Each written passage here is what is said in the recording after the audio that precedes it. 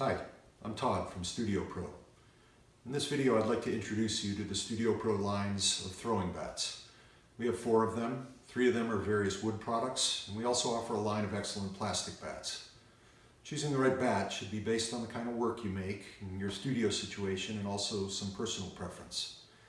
Some bats are better suited to specific studio situations and for making different kinds of work. I'd like to give you a bit of information about the various bats we make to help you make that choice.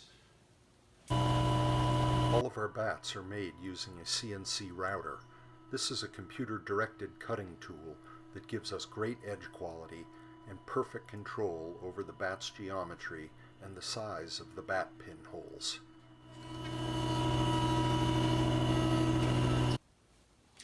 Each of our bats has a round hole and a slot routed into the surface for pin mounting. Slot is necessary to compensate for typical variations found in wheelhead pin spacing. We make our bats to fit snugly. We don't want them to lift as you're pulling up the wall of your pot. If they are too loose, please check that your bat pins are not worn to a smaller diameter. This often happens after they've been used for a period of time due to the abrasive quality of clay. We make bats from 4 different materials. In addition to our line of black plastic bats, we use 3 different wood products: StudioPro Signature, StudioPro MedX, and StudioPro Tempered Hardboard. This is our tempered hardboard bat, which is what many potters refer to as Masonite. Masonite was a brand name which has been out of production for about 10 years now.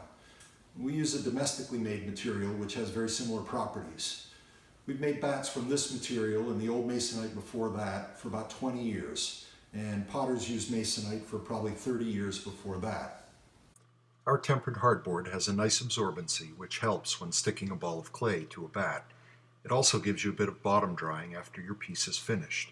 Tempered hardboard bats are affordable and their thinness makes them easy to handle and store. When properly cared for, they'll last for several years.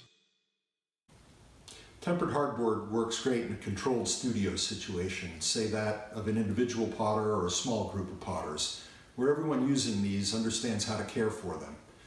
Where these, and to some extent all wood bats, do not perform as well is in a situation where pots are left on bats for extended periods of time covered in plastic. This is pretty typical in community art centers and some schools, where students come to class once a week and leave their pots covered for a week at a time. This results in too much water absorption into the surface of the bat, and that will inevitably lead to some warping. Having said that, these bats are favored by many potters, and in our bat care and use video, I can show you how to use them so they hold up for years. This material is called MedX. MedX is an MDF, or medium density fiberboard. You can recognize it by its blonde color. This material is similar to tempered hardboard, but a bit thicker, 3/8 of an inch thick. It offers greater rigidity than the hardboard bats. They won't flex when you lift them from the wheelhead. This material also has a small glue content, which increases its durability. The last of our wood bats is also a medium density fiberboard. This is our StudioPro Signature bat. These are made from an exterior grade MDF. And while this material is created to be more resistant to water, it still has a nice absorbency and provides good clay adhesion. In the long term, these bats hold up even better than MedX, and at a full 1/2 inch thick, they are super rigid when lifting them off the wheel with heavier pots on them. We also give them a nice bull-nosed edge for better wear and easier lifting. Finally, we have our black plastic bats. These are a very affordable plastic bat that, without a lot of special care, will last for a long time. So long as they're stored properly, warping really isn't an issue with these. Some plastic used for making bats is smooth on one side and textured on the other. In my opinion, the textured side offers much better clay adhesion onto the surface of the bat, where the smooth side can be a bit problematic.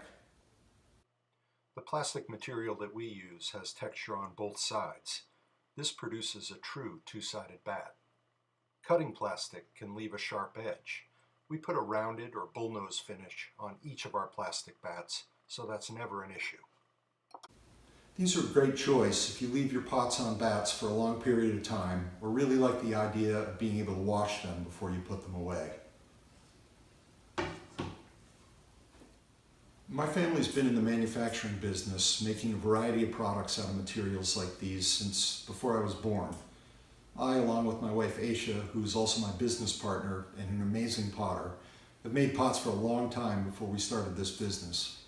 Still, we remain active in our studios and as ceramics teachers.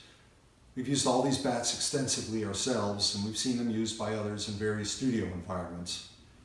We understand these products thoroughly as manufacturers, as potters, and as teachers. We feel confident that we've chosen the right materials and designed our bats to meet the needs of most potters, and we work hard to keep them affordable. I hope this information has been helpful to you. Thank you very much for watching. You can find a list of the distributors who carry our bats on our website. You can also purchase a wider selection of bats and other products directly from us on our website, www.studioprobats.com. Thanks again for watching. Make great pots.